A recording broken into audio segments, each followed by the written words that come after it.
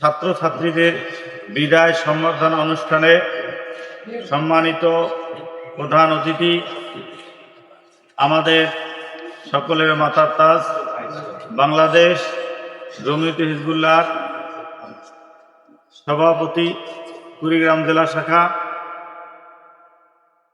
আমাদের প্রধান মেহমান বাংলাদেশ জমিয়তে হিজবুল্লাহ সহসভাপতি বদরা ফাজিল ডিগ্রি মাদ্রাসার সম্মানিত অধ্যক্ষ মহোদয়, আজকে আমাদের এই অনুষ্ঠানের বিশেষ অতিথিবৃন্দ, আলোকিত শিশুকণ্ঠ পরিষদের সভাপতি, সহসভাপতি, সেক্রেটারি এবং অত্র মাদ্রাসার সকল স্তরের আতাজায়ক ওস্তাদগণ,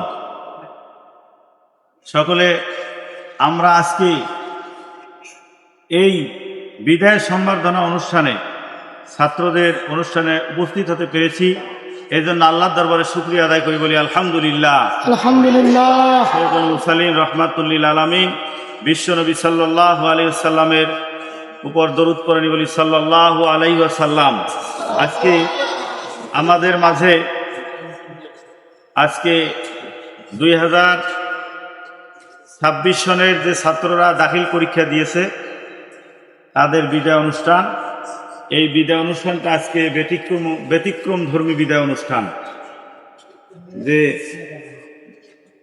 তাদের লেখাপড়া শুরু থেকে শেষ পর্যন্ত এখানে অবস্থান করে লেখাপড়া করে যখন তারা এখান থেকে পরীক্ষা শেষে বিদায় নেবেন, চলে যাবেন, তখন তারা বাসায় যে ভালোভাবে মুসলমানি সহ এই ইসলামিক কৃষ্টি কালচার টিকে রাখতে পারে এবং পরবর্তী ধাপগুলো আগাইতে পারে। এই জন্য তারা আজকে আমাদের কাছে বিদায় নিয়ে দোয়া নিয়ে চলে যাবেন। এটা একটা আমাদের আলোকিত শিশুকণ্ঠ পরিষদের এটা একটা প্রথম মাইল ফলক তারা সৃষ্টি করল। উদ্বোধনী বক্তব্যে আমি এটি বলবো যে আমরা 2022 সনে আমাদের দাখিল পরীক্ষার প্রথম ব্যাচ শুরু হয়। আমরা তাদেরকে বিদায় দিয়েছি অনেক বছর পরে, 2-1 বছর পরে, 1-1.5 বছর পরে। তারা এইরকম উদ্যোগটা নিতে পারে নাই, আমরা তাদেরকে বিদায় দিয়েছি। 23 সন, 24 সন, 25 সন বিভিন্ন কারণে, বিভিন্ন সমস্যার কারণে তারা বিদায় নিতেও পারে নাই, আমরা বিদায় দিতেও পারিনি।